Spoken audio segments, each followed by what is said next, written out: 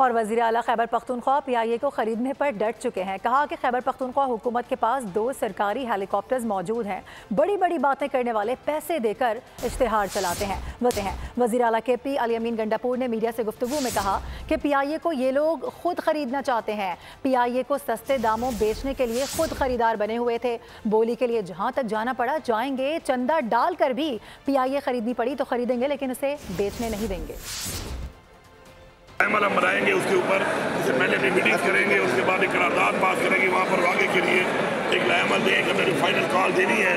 और ये जो अब ये निज़ाम आहिस्ता आहिस्ता मज़ीद एक तबाही की तरफ ले जा रहा है मुल्क को, उसमें हमारे जो मुतालबात है वो सामने लाएंगे। फिर आगे एक टाइम बनाकर फिर फाइनल कॉल पूरे पाकिस्तान की देंगे, पूरे पाकिस्तान को बंद करेंगे और मार्च करेंगे। तो मैं ऐसा बिल्कुल नहीं होने दूंगा। मैं आपको यही बता रहा हूँ, भीड़ में जहाँ तक भी जाना पड़ा हम जाएंगे।